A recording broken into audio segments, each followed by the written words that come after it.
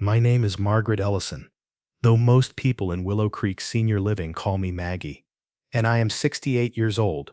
I have lived here for a year and 4 months, in a small apartment with a kitchenette, a view of the courtyard oak tree, and a closet still half full of my late husband Frank's flannel shirts I have never found the courage to give away. Before this, I lived for 41 years in the same white house on Larkspur Lane in Millbrook, Ohio, where I raised 2 children, buried a husband, and grew old the way most people do, quietly, one ordinary Tuesday at a time.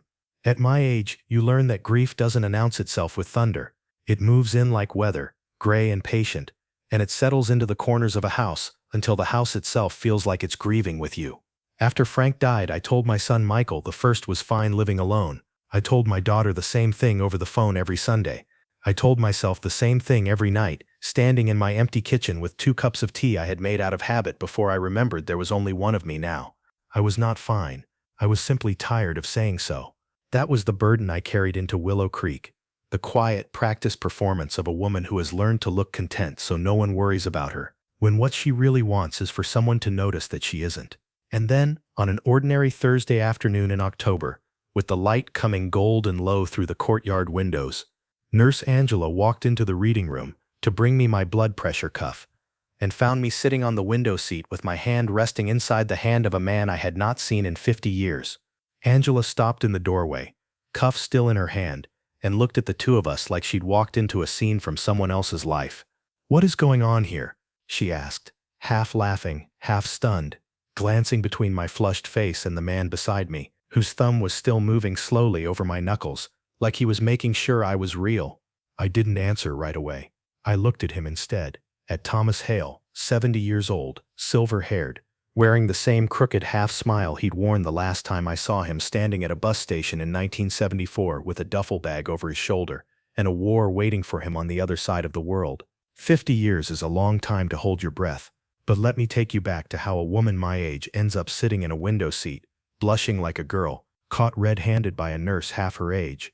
We were 19 and 20 back then, and Millbrook was smaller than it is now, the kind of town where everyone knew whose truck belonged to whom and which families went to which church. Thomas Hale worked at his father's hardware store on Main Street, and I worked behind the counter of the diner 2 doors down, and for a year before anything happened between us, he came in every single morning and ordered black coffee he barely drank, just so he'd have a reason to sit at my counter and talk to me while I refilled other people's cups. He had a way of listening that made you feel like the only person in the room, tilting his head slightly, never rushing you to finish a sentence. My father did not approve of him, not because there was anything wrong with Tom, but because my father had already decided I would marry Frank Ellison, whose family owned the feed store, and whose future in my father's eyes was solid in a way that a hardware clerk's son's future was not. I didn't care about solid. I was 19, and I cared about the way Tom's hand felt against mine when he walked me home along the river road, and the way he once climbed the water tower at midnight just to prove he wasn't afraid of anything except, he admitted quietly at the top, losing me. We were engaged in secret for 3 months before his draft number came up. I remember the night he told me, sitting on the tailgate of his father's truck under a sky so full of stars it looked like it might spill over. He held both my hands and said, "I'll write you every week. I don't care what your father says. I'm coming back for you, Maggie." I believed him with the kind of certainty you only have once in your life, before the world has taught you that certainty is a fragile thing. He shipped out in March of 1974. For the first 6 weeks, letters came steadily, and I kept every one of them folded inside a shoebox under my bed, reading them so many times the creases wore soft as cloth. Then the letters stopped. Not slowed. Stopped entirely, as if he had simply vanished from the earth. I wrote him twice a week for 2 months with no answer. I told myself the mail was unreliable overseas, that soldiers were busy, that silence didn't mean what I feared it meant. But my father, who had never wanted this match to begin with, told me one evening at supper that he'd heard from a cousin stationed near Tom's unit that Thomas Hale had taken up with a nurse in Da Nang, and that I should stop making a fool of myself waiting on a boy who had already forgotten me. I didn't want to believe it. But the silence agreed with my father louder than I could argue against it, and eventually, exhausted from waiting and humiliated by the whispers around town, I let Frank Ellison start walking me home instead. Frank was kind. Frank was steady. Frank asked me to marry him on a Sunday afternoon 8 months after Tom shipped out, And I said yes with a heart that still had a locked room in it I never told Frank about. We were married for 43 years. I loved him. I want to say that clearly, because what came later does not erase what came before. I loved Frank Ellison the way you love a house you've lived your whole life in, warm and familiar and entirely real. But there was always that one locked room, and some nights, folding his shirts or standing in the kitchen doing dishes, I would catch myself wondering what had actually happened to Thomas Hale, and why a man who once climbed a water tower to prove his devotion had let a war and an ocean erase every promise he'd made me under those stars. Frank died 3 years ago, on a Tuesday, of the same kind of quiet heart failure that takes so many men his age without any warning at all. One moment he was arguing with the television about a referee's call, and the next he was simply gone, and I was a widow at 65, standing in a house too big for one person, learning the particular loneliness of a bed that used to have someone breathing on the other side of it.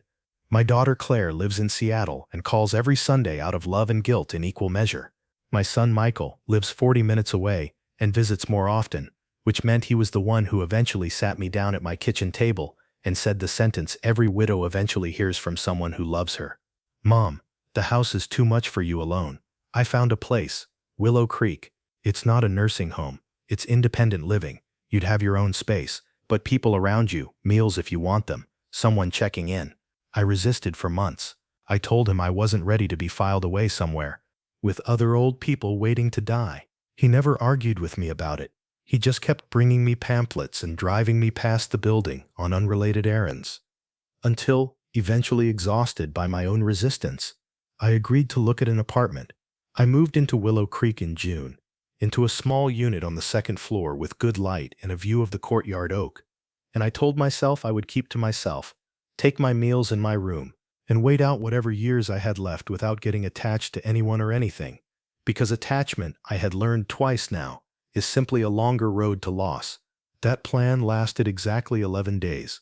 On the 12th day, I was sitting in the reading room with a mystery novel I wasn't really reading, watching an elderly gentleman across the room attempt, with visible frustration, to fix the leg of a wobbling side table, using a folded napkin. He muttered something under his breath that made me laugh out loud before I could stop myself. And he looked up, startled, and our eyes met, and something in my chest went very still, the way a room goes, still right before you realize you already know the person standing in the doorway. He said, "Sorry, did I disturb you?" And I said, "No, you disturbed the table more. I think it's getting the worst of this argument." He laughed, and it was a laugh I recognized the way you recognize a smell from childhood before your mind has even caught up to naming it. He stood, walked toward me, and said, "I'm sorry, we haven't met. I'm Thomas Hale." The book slid right out of my hands onto the floor. He bent to pick it up at the same moment I did, and our hands nearly touched over the cover. And when he looked up at my face properly for the first time, really looked, I watched 50 years drain out of his expression, and something much younger rise up underneath it. "Maggie," he said, not as a question, but like a word he had been carrying in his mouth for half a century, waiting for an excuse to say it out loud again. And that was the moment the ground under my careful, guarded little plan gave way entirely.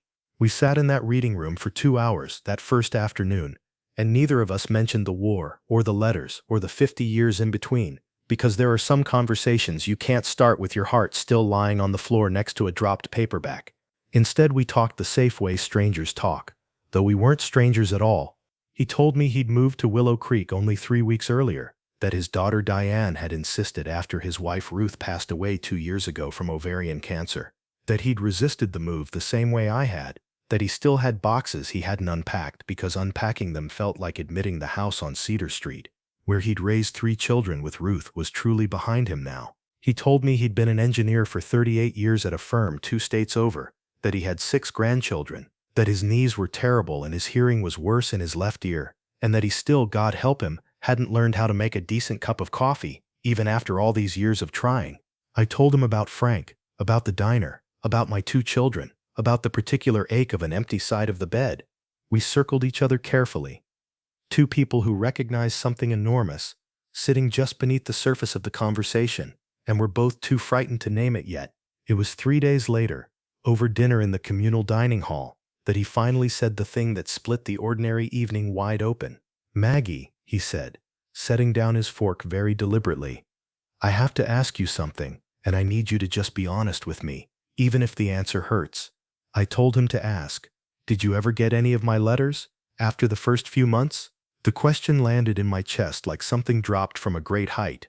I got the first 6 weeks, I said carefully.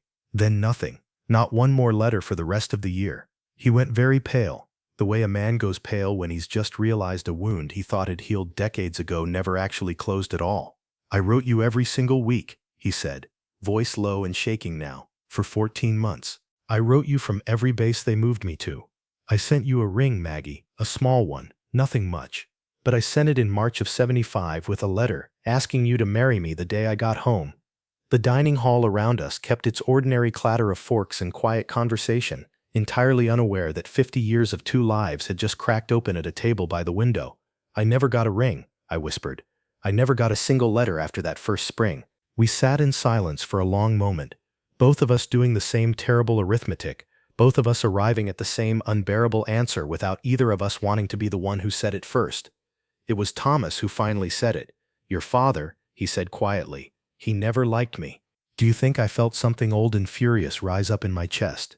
A 50-year-old grief I hadn't even known was still alive in me, sharp and immediate as if it had happened yesterday instead of half a century ago. My father told me you'd taken up with a nurse in Da Nang, I said, my voice breaking on the words. He told me you'd forgotten me. I believed him because the silence agreed with him, and I was young, and I didn't know how else to explain a year of nothing. Thomas reached across the table and took both my hands, the way he used to take them on the tailgate of his father's truck under all those stars, and he said very softly, there was no nurse, Maggie. There was never anyone but you. I came home in the spring of '76 and drove straight to your house, and your mother told me at the door that you'd married Frank Ellison 4 months earlier. I didn't understand it. I thought you'd simply stopped loving me. I never once imagined someone was taking the letters. I put my face in my hands right there at the dinner table, and I cried the way I hadn't cried since Frank's funeral. Not from grief this time, but from the specific, aching unfairness of discovering that an entire lifetime, my entire lifetime, might have gone differently if one bitter old man hadn't decided he knew better than a 19-year-old girl's heart. My father died in 1998. I never got to ask him. I will never get to ask him. And that unanswered question sat between Thomas and me at that table like a third person neither of us could ignore. We didn't rush anything after that. At our age, you learn that some doors need to be opened slowly, the way you'd open a door in an old house you're not sure is still on its hinges. For the first 2 weeks, we simply walked. Every morning at 8, before the dining hall got noisy, we walked the courtyard path around the old oak tree, past the little rose garden the Willow Creek staff kept trimmed, out to the bench that faced the pond where the ducks gathered. Thomas moved slower than he used to, favoring his left knee, and I moved slower too, my hip aching in the cold mornings the way it hadn't 10 years earlier. And there was something almost funny about it. 2 people who had once climbed water towers and run along river roads, now taking 20 minutes to circle a small courtyard, stopping twice to rest. But every morning, somewhere around the rose garden, his hand would find mine, and every morning I let it stay there a little longer than the morning before. We talked about everything we'd missed. He told me about Ruth, gently, honestly, the way you talk about a person you loved fully and grieved fully and were not ashamed to have loved. I told him about Frank the same way. Neither of us asked the other to pretend those marriages hadn't mattered, and I think that honesty is what let us trust each other again faster than either of us expected to. One afternoon in the reading room, 3 weeks into whatever this new thing between us was becoming, he took my hand while we sat on the window seat watching the light turn gold across the courtyard, and neither of us said anything for a long time. And that was when Nurse Angela walked in with my blood pressure cuff and found us there, and asked, half laughing, half stunned, what exactly was going on. I told her the truth, or as much of the truth as I understood yet myself. We knew each other a long time ago, I said, before either of us knew anyone else. Angela looked between the two of us, my flushed cheeks, his thumb still moving slowly over my knuckles, and she smiled the way young people smile at old love, equal parts charmed and slightly disbelieving that people our age still felt this way about anything. Well, she said, I've worked here 3 years, and I don't think I've ever seen 2 residents blush like teenagers before. I'll come back for the blood pressure. She left us alone, and Thomas laughed quietly and said, at my age, Getting caught holding hands by a nurse might be the most exciting thing that's happened to me since the Nixon administration. I laughed too, but underneath the laughter was something quieter and more frightening. The realization that whatever this was becoming, it was becoming real, and real things can be lost, and I had already lost enough for one lifetime. It didn't take long for word to travel through Willow Creek, the way word always travels in a building full of people with plenty of time and not much to gossip about besides each other. By the following week, my son Michael had heard about it from his own mother because I finally told him myself over the phone rather than let him hear it secondhand from anyone else. There was a long silence on the other end of the line. "Mom," he said carefully, "who is this man?" I told him. I told him everything. The diner, the water tower, the war, the intercepted letters, 50 years, all of it in one long breath, like I'd been waiting my whole life to say it out loud to someone who would actually understand what it meant. When I finished, Michael was quiet for a moment, and then he said, "That's a lot to just believe after knowing someone 3 weeks, Mom." I felt my chest tighten. "I knew him for a year before you were even a thought in this world, Michael. I've known him longer than I ever knew your father." "That's exactly what worries me," he said. "People take advantage of folks your age, Mom. Lonely, recently widowed, in a new place, easy to convince of just about anything if someone tells the right story. I'm not saying he's lying. I'm saying I want to meet him before this goes any further." I understood his fear even as it stung me, because I knew where it came from. He had watched his father die 3 years earlier, and had spent every visit since worrying, in his careful, quiet way, about whether his mother was safe, whether she was being cared for, whether the world might take advantage of a woman alone. I told him he could meet Thomas that Sunday. I did not tell him how much the conversation had frightened me, how it had planted a small cold seed of doubt in a garden I had only just started to believe might bloom again. Michael arrived Sunday afternoon in his good jacket, the one he wears when he's trying to look like he means business, and I watched him shake Thomas's hand with the careful, measuring grip of a man conducting an inspection rather than a greeting. Thomas, to his credit, didn't flinch from it. He sat across from Michael in the small common room and answered every question my son asked, plainly and without defensiveness, about his finances, his family, his intentions. "I'm not looking for anyone to take care of me, son," Thomas said at one point, and I saw Michael bristle slightly at being called son by a man he'd known for 10 minutes. "I have a pension, I have savings, I have 3 children of my own who'll tell you the same thing your mother could tell you, that I've never once in my life asked anyone for money I didn't earn." Michael studied him a long moment. "Then what do you want from my mother?" Thomas looked at me before he answered, and something in his face made my throat go tight. "I want the 14 months back that a bitter old man stole from us in 1975, he said quietly. "I know I can't have those back. I know we're not 20 anymore, and I know however many years I've got left. They're a lot fewer than the years I had with your mother, and I intend to spend every single one of them making sure she knows she was never forgotten, not for one single day of those 50 years, even when I believed the lie that she'd forgotten me." The room went very still. Michael looked down at his hands, and when he looked back up, something in his face had softened, though he wasn't ready to admit it yet. "I need some time," he said. "This is a lot, Mom. I want you to be happy. I just want to make sure it's real." I told him I understood, because I did, and because a mother recognizes worry, dressed up as suspicion when she sees it in her own child's face. Thomas's daughter Diane came to visit the following weekend with much the same concerns, though she voiced them more gently, asking me quiet questions over coffee about my own children, my own finances, whether I understood her father had a heart condition that required careful management, medication twice daily, regular visits to a cardiologist 40 minutes away. I told her I understood, and that I would help him remember his pills the same way I used to remind Frank about his.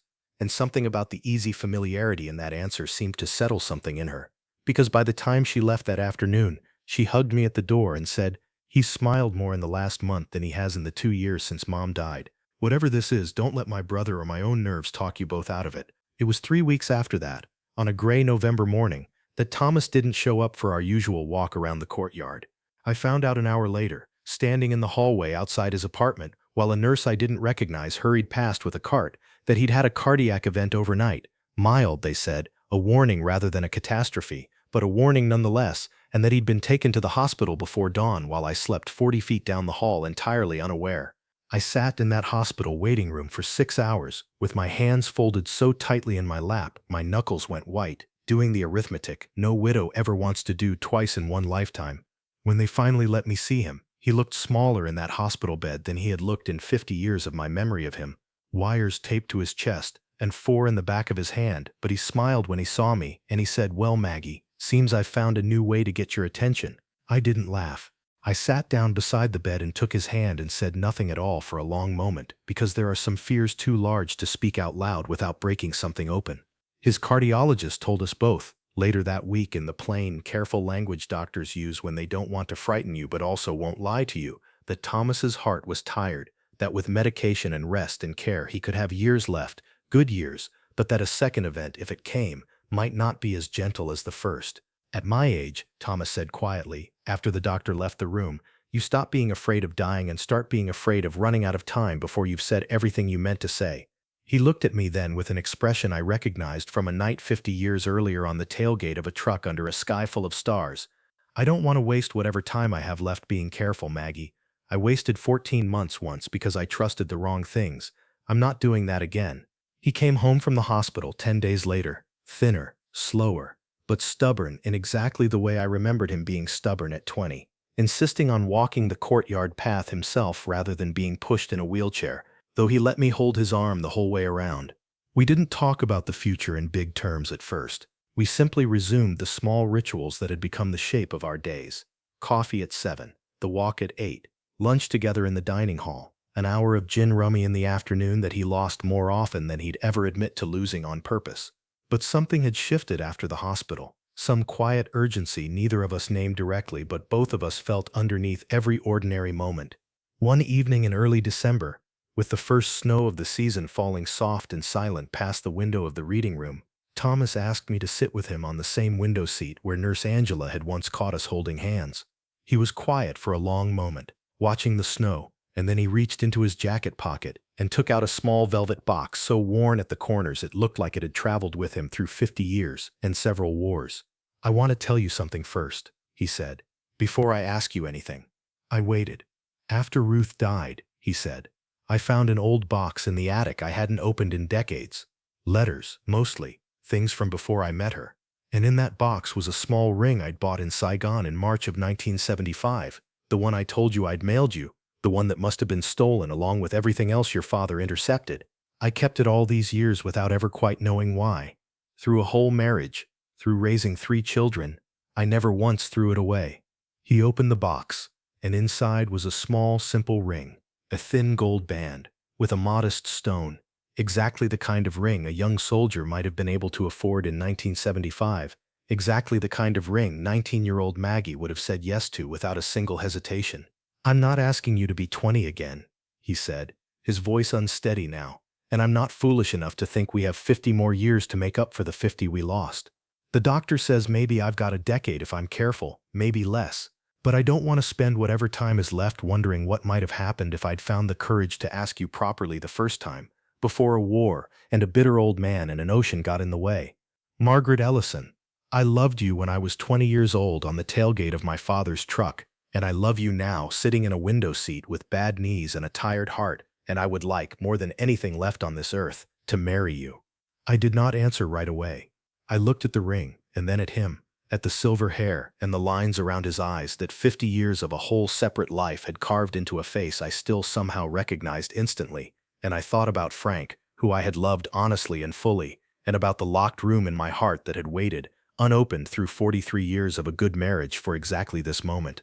"I'm 68 years old," I said finally, my own voice breaking. "I buried one husband already. I know what it costs to love someone at our age, Thomas. I know I might be signing up to bury another." "You might," he said simply, not flinching from it, not trying to soften it into something easier to hear. "Or I might get to wake up next to you for however many mornings we're given, and I'd rather have 3 good years with you than 30 more alone pretending I don't remember exactly what your hand felt like in mine under a sky full of stars." I held out my hand, and he slid the ring onto my finger, 50 years late and fitting almost perfectly, and neither of us said anything else for a long while. We just sat together on that window seat, watching the snow gather quietly on the courtyard oak, 2 old fools, as Thomas liked to call us afterward, who had somehow found their way back to the one conversation a bitter old man and a cruel war had stolen from them half a century earlier. When Michael came to visit that weekend and saw the ring on my hand, he was quiet for a long moment, turning his coffee cup slowly on the table between us. "I still worry, Mom," he said finally. "That's never going to just switch off." "I know," I told him, "but you watched me grieve your father for 3 years, Michael. Have you ever once in that whole time seen me laugh the way I laugh now?" He looked at me for a long moment, and something in his face finally gave way entirely. "No," he admitted quietly, "I haven't." Diane cried when Thomas told her, though she insisted afterward they were happy tears, and she was the one who ended up helping us plan the small ceremony we held in the Willow Creek courtyard the following spring, under the same oak tree that had watched our entire courtship unfold one slow morning walk at a time. It was not a large wedding.